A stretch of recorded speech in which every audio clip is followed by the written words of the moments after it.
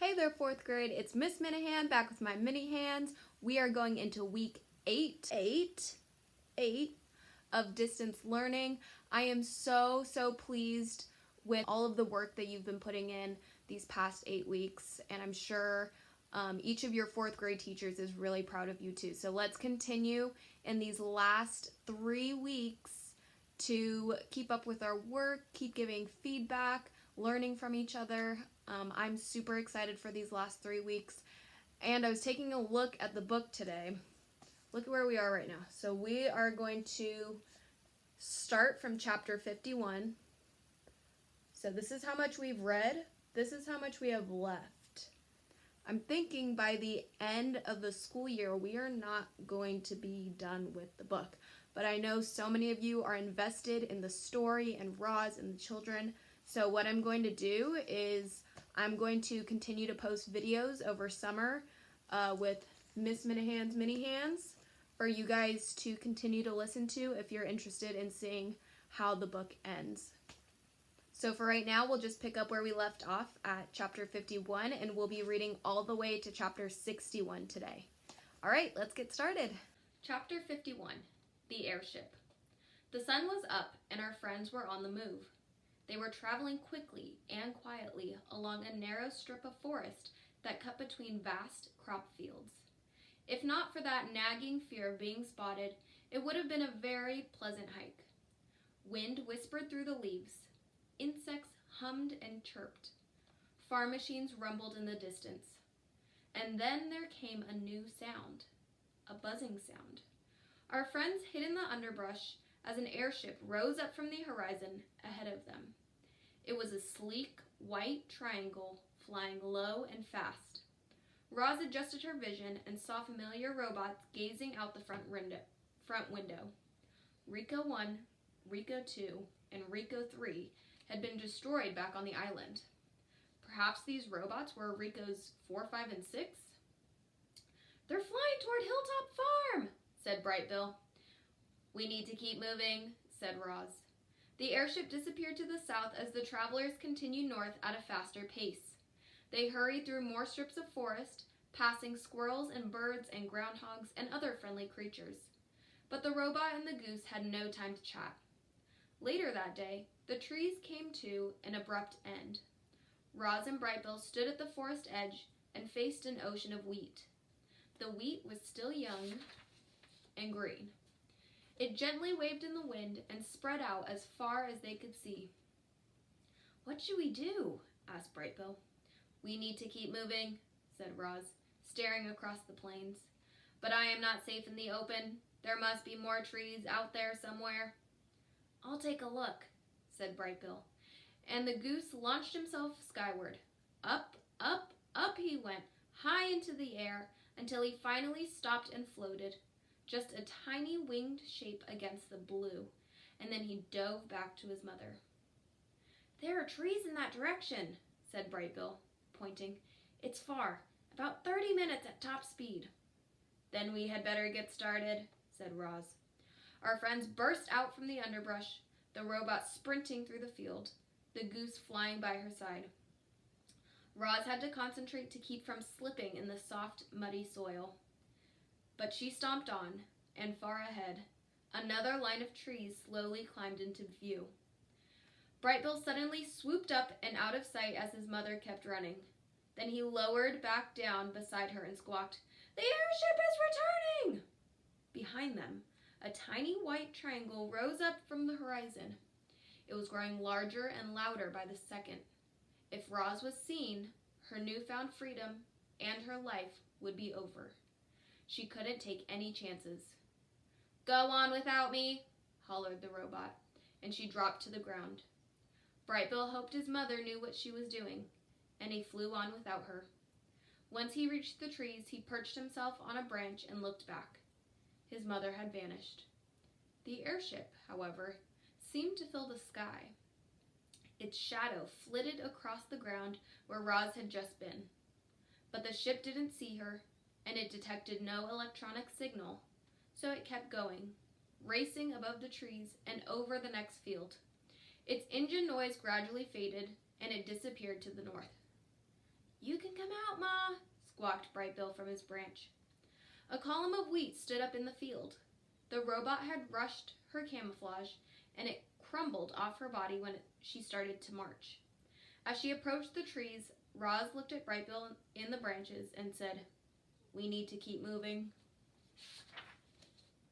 Chapter 52. The Scout. Would the airship return? Were the Ricos hunting for Roz? Was it only a matter of time before she was caught? It was impossible to know. So our friends tried not to worry about those troubling questions, and they continued sneaking through farm country from one wooded area to the next. Roz wore a disguise of mud and weeds and bark. At the first hint of trouble, she would freeze and instantly become a rotten old tree trunk. Then she'd wait for Bright Bill to tell her that it was safe to move on. If there were humans or robots nearby, she might have to wait for hours. Back on the island, Bright Bill had practiced flying like hawks and owls and sparrows and vultures. He couldn't fly exactly like those other birds, of course, but he was an expert at diving and swooping and darting and soaring. Now he used those skills to secretly scout out the countryside for his mother. He'd fly up from her shoulder and return a short time later to share his findings. "We're coming to another farmhouse. Let's avoid it by cutting across this field. Beyond these trees is a highway. Stay here and I'll let you know when it's safe to cross. Straight ahead is a small town, but I can lead you around it." Bright Bill's advice was always good, and Roz always followed it, and together the travelers safely made their way through farm country. Chapter 53.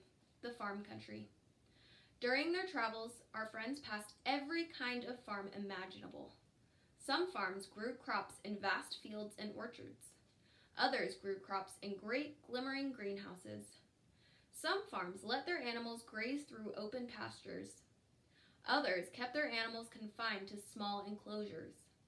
Some farms had old-fashioned barns and sheds. Others had modern laboratories that made meat, eggs, and milk without any animals at all. There seemed to be an infinite number of ways to produce food for humans. The farms were teeming with robot workers, and Roz couldn't resist spying on them as she carefully slunk past. The robots worked the fields and machines and livestock, their bodies shining in the sun, shimmering in the heat. This must have been how Roz looked, back on Hilltop Farm. Were any of these robots like her? Were any of them quietly dreaming of escape? Or were they all just mindless machines, content with their place in the world? Chapter 54. The Mountains. The flat plains of farm country gradually rolled into hills and valleys. There were fewer crop fields and more forests. The hills grew taller, the valleys sank deeper, the farms disappeared entirely. Our friends had reached the mountains. Bright Bill floated on the wind as Roz climbed the slopes. They passed craggy rock formations and rushing waterfalls and meadows lush with flowers. The robot could have hiked on and on, never slowing or stopping, but the goose needed to rest. As the stars came out each evening, they found a safe location to settle down. Frost was common in the higher regions, and Roz took the lighter from her tool belt and built small campfires to keep her son warm. They sat around the crackling flames, reminiscing about life on the island, until Bright Bill drifted off to sleep. As the sun came up each morning, they'd clear away all traces of their campsite and set off again, deeper into the mountains. Eagles perched on jagged cliffs. Fish splashed through gurgling streams. Chipmunks bickered in the thick undergrowth. It felt good to be back in the wilderness, but this place wasn't home, so the travelers kept a brisk pace. The robot adjusted her camouflage to match her surroundings. In the forest, she wore leaves and tree bark. In the meadows, she wore grass and wildflowers. In the rocky terrain, she wore dirt and weeds. Even way out there in the wilderness, she wanted to go unseen. What Roz didn't realize was that she was already being watched. What or who do you think is watching Roz and Bright Bill? What conflict do you predict will arise? Pause the video here and record your response on Flipgrid. Once you record your response, find a friend who responded to the same stop. Then, record a response to your friend's answer. Chapter 55. The Attack. Wide mountain meadows made the robot nervous. While hiking through them, she felt exposed and easy to spot. Camouflage helped, but it was hard not to notice a walking clump of wildflowers, especially one accompanied by a goose. And it was in one of those wide meadows that trouble caught up with our friends. From the corner of her eye, Roz sensed movement. She turned, but saw only grass blowing in the breeze. Then a twig snapped, but the sound was swallowed by a distant roll of thunder. It wasn't until the wind changed and a musky scent wafted by that the robot understood the danger. "I smell wolves," whispered Roz. Brightbill's eyes grew big and round, and he whispered back, "What should we do?" Before Roz could reply, two wolves leaped out from the brush.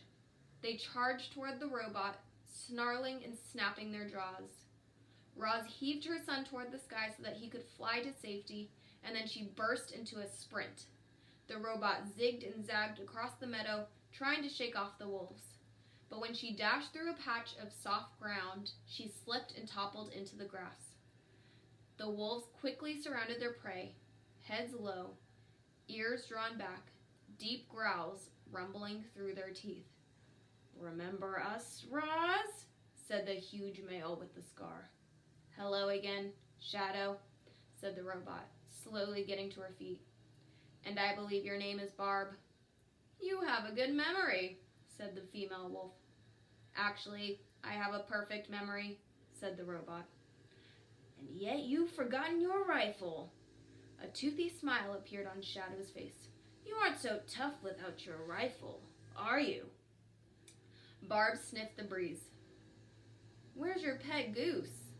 And then she saw Brightbill perched in a lone tree in the middle of the meadow.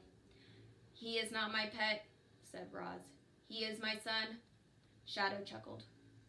"We've heard the stories about the robot mother and her son, the goose. They're very touching." He turned and barked. "Join us, Brightbill. We'd love to meet you up close." "Stay where you are, son," hollered Roz. "I will take care of them." "You'll take care of us?" growled Shadow. "No, Barb and I will take care of you." The robot's computer brain hummed as it tried to make a plan. The wolves were stalking toward her. Any second now they would attack. Roz had to do something, anything, so she stalled. "Shadow, Barb, is it just the two of you?" Roz scanned the meadow and saw no other wolves. "Where is the rest of your pack?" Well, that was the wrong question to ask, because the fur on Shadow's back stood up and he snarled, "This is my pack now." Then the wolves pounced. But Roz wasn't there. With all the strength in her legs, the robot launched herself up and away, and now she was soaring through the air in a long, graceful arc. Once her feet stomped back to the ground, she launched herself up and away again. With giant, arcing strides, the robot bounded across the meadow in the direction of her son.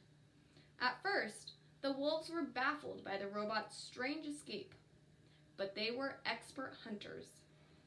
They raced after her, studying her close, watching where she landed. And when Roz made her final leap toward Brightbill's tree, a heavy paw knocked her off balance. She tumbled through the air and slammed against the trunk. Leaves shook loose, dead branches crashed down, but the robot held tight to the tree. "Are you okay, Ma?" asked the goose as he fluttered to his mother's side. "Just some light scraps," said the robot, and she pulled herself onto a sturdy branch. Below the tree, the wolves were howling with laughter. "Nice try, Roz," said Shadow, "but you can't outrun us. Wolves are built for chasing." "You are wasting your time," said the robot. "You cannot eat me, and you will never catch my son." "You still don't get it, Roz," growled the wolf. "I'm not hunting you for food. I'm hunting you for revenge." Chapter 56. The Torch. Our friends were stuck in that tree. They sat in the upper branches, high above the wolves, trying to calculate an escape. Brightbill could fly off whenever he liked, but Roz had to come down eventually. And when she did, the wolves would be ready. Shadow and Barb stretched out in the shade. They glanced around and licked their fur and sniffed the mountain air. The wolves looked comfortable, and yet there was tension between them. "I'm hungry," growled Barb. "I want to eat rabbits and deer, or maybe go back to farm country and prey on livestock. Anything is better than hunting a creature that can't be eaten." "You can eat all the animals you like," said Shadow, "after we kill the robot." Barb grumbled with frustration. She didn't understand Shadow's need for revenge, but for now, she stayed loyal to her mate. Day turned to night, and the wolves started yawning. Barb's eyelids became heavy. Shadow's body became weary. Then the soothing song of the crickets lulled them both to sleep. The sight of sleeping wolves reminded Roz of those long winter nights on the island, when wild animals crawled into her warm home and slept. She remembered the frightened look in her eyes as they saw fire for the first time. And this gave Roz an idea. Quietly, she broke off a dead branch from the tree trunk. Then, she took the lighter from her tool belt and held a flame under the branch's knobby end until it was blazing. And then she dropped down to the ground. Shadow and Barb snapped awake to find the world bathed in orange light. Towering above them, looking like a demon, was the robot. Her eyes were glowing. Her mouth was roaring. In her hand was a torch, flames rippling, embers whirling into the air. The wolves had never seen fire. It was beautiful, and it was terrible. Deep inside, they felt their wolf instincts telling them this ball of swirling light was dangerous.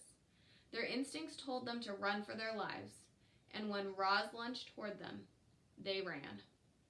Barb yelped, Shadow whimpered, and the two wolves raced away from the fire just as fast as they could. Chapter 57. The Stones. At first light, Roz nudged Brightbill awake, and the travelers continued north through the mountains. The goose stood on his mother's shoulder as she marched. His eyes darted around nervously, searching for any sign of the wolves. But the wolves were gone, and our friends turned their attention to a new problem. The weather out there was always changing. Roz and Brightbill had seen many calm, sunny days suddenly turn to wind or fog or sleet or even snow. Our friends expected bad weather, so they hardly noticed when heavy rain came sweeping down a valley. But there was something odd about this rain. Brightbill squinted at the oncoming storm and said, "Ma, why is the rain bouncing off the ground?" "Bouncing rain? That didn't seem right." The robot's computer brain went to work and she found the correct answer. "That is not rain," she said. "That is hail." Clang! A hailstone bounced off Roz's chest. Another one swooshed into the weeds. Then the sky opened up and hailstones were everywhere. They tore through leaves and branches. They ricocheted off rocks and roots. They flattened flowers and bushes. To the robot, the hailstones were annoying. To the goose, they were deadly. A stone hit Brightbill's shoulder and he fell to the ground. Roz scooped him up, hunching over, protecting him from the falling stones. But the hailstorm might kill a poor bird if they couldn't find cover soon. Frantically, the robot scanned the area for any type of shelter, and there it was. On the far side of the valley, beside a winding river, was a cabin. It was old and shabby, but it had a roof, and that's what our friends needed most. Roz held her son close, pumped her legs, and thundered across the valley. Heavy hailstones hissed into the grass and squelched into the mud and clanged off our robot. There was a soft thump, and Brightbill cried out in pain. Roz bounded over the rushing river in a single leap, landed without breaking stride, and kept running. Now she could hear hailstones cracking against the cabin, louder and louder. The robot stomped up to the front door, turned the handle, and stepped inside. Chapter 58. The Cabin. The hailstorm was brief but violent. Its icy stones were quickly melting away, but the damage would linger on. The valley was littered with shredded leaves and wildflowers. Wounded animals were hobbling back to their homes. Several unlucky birds lay limp in the grass. Inside the cabin, Roz was standing by the window. She held Brightbill in her arms, his bruised body wrapped in an old blanket. The robot knew everything there was to know about caring for animals, but all her son needed was time. His injuries would heal on their own. "Go on without me, Ma," said the goose in a weak voice. "I'll catch up with you when I'm feeling better." "That is ridiculous," said the robot. "What kind of mother would leave her injured son behind?" "But, Ma..." "Stop talking," interrupted Roz. "You need to rest." Brightbill tried to argue, but he was already falling asleep. The cabin was simple, just a square room with a wood stove, 2 chairs beside a table, and a couple of cots rotting in the corner. Dusty mugs and bowls sat on a shelf. Otherwise, the walls were bare. It was clear no humans had been there for a very long time. However, it seemed that some other creature had moved in. The whole place had a foul odor. Lumps of feces were strewn about, and little footprints trailed away from a dark hole in the floor. Roz leaned over the hole, and in the language of the animals, she said, "Hello, is anyone down there?" Something moved, and then a pair of shining eyes looked up from the darkness. "Who are you?" said a voice. "I didn't invite you into my home." "I am sorry to intrude," said the robot. "My son and I were only trying to escape the hailstorm." "Your son?" said the voice. "Is that him in your arms? Let me see." Very gently, the robot lifted a fold of cloth and revealed the sleeping goose. "He must take after his father," said the voice. "He is my adopted son," the robot explained. "My name is Roz, and this is Brightbill." The shining eyes blinked, and the voice squeaked with excitement. "You're Roz and Brightbill? The birds have been singing about you for months. You're living legends." "Technically, I am not living," said the robot. You seem pretty alive to me," said the voice. "Either way, it's nice to meet you. They call me Sprinkles." With that, the creature crawled up through the hole in the floor. She was covered in black fur from her nose all the way to the tip of her fluffy tail. Well, except for those white stripes running down her back. You see, Sprinkles was a skunk. The robot took one look at her and stepped backwards. Sprinkles frowned. "You know, Roz, skunks only get stinky when we're nervous. Are you nervous now?" "Well, sort of, but in a good way. I'm honored to meet you. Please pull up a seat and tell me what brings you here." Sprinkles hopped onto the table and listened as Roz described their journey. The skunk was a very good listener. While Roz spoke, Sprinkles nodded politely and said things like, "Oh my," and "Is that right?" and "You don't say." This went on until Brightbill began to stir. "Ma, I'm thirsty," he whispered. "There's a creek right out back," said Sprinkles, "and those might be useful." She motioned to the bowls on the shelf. "Please, help yourself to anything. My home is your home."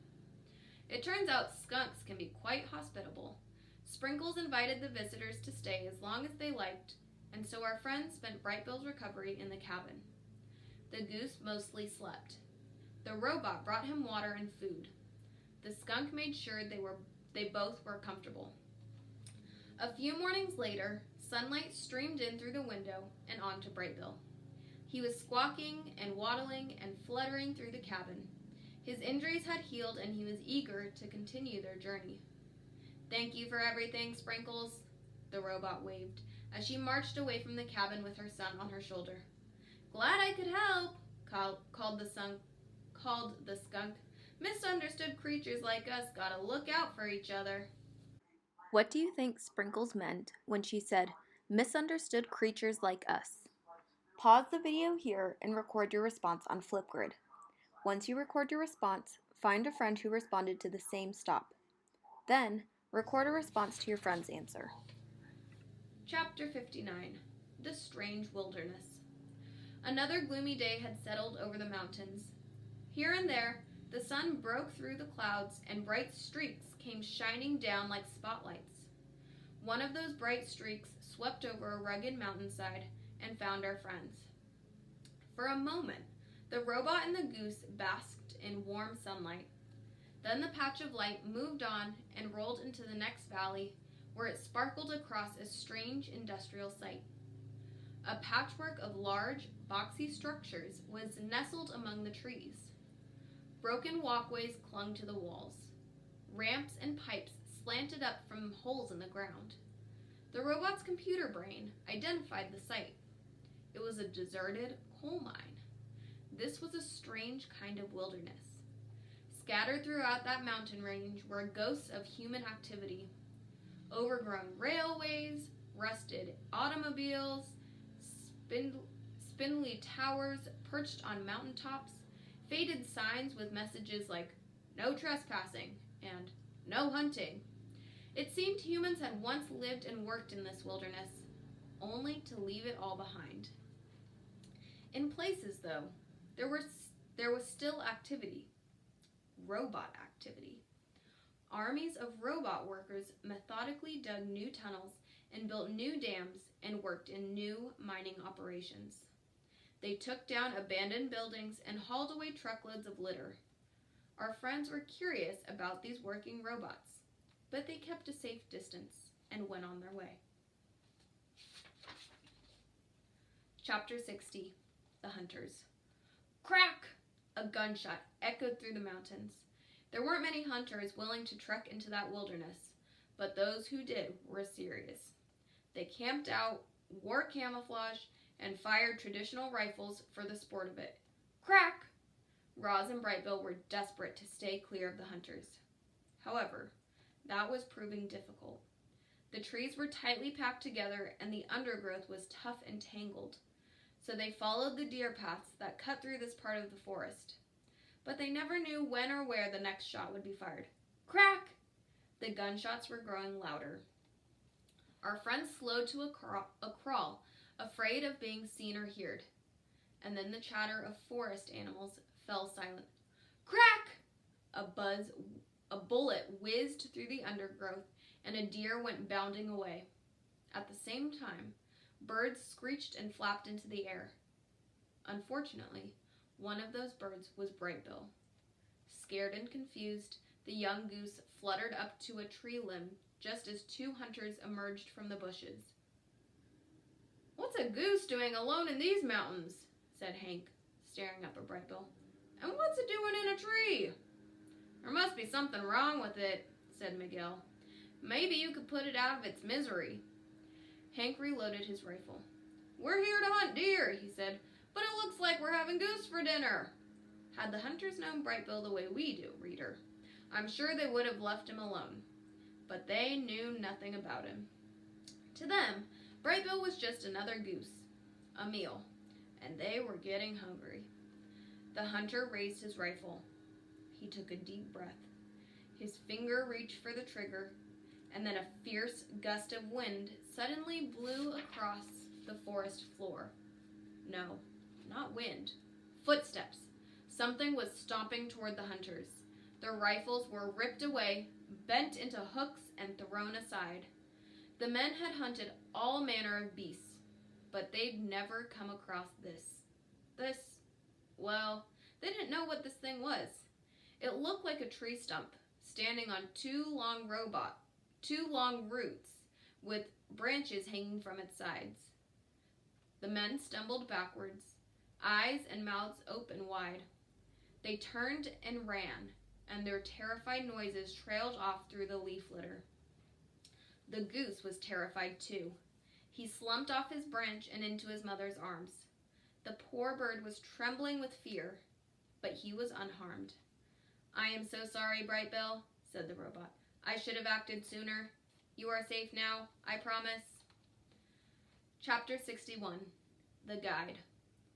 A light drizzle was falling on the travelers, although they weren't actually traveling at the moment.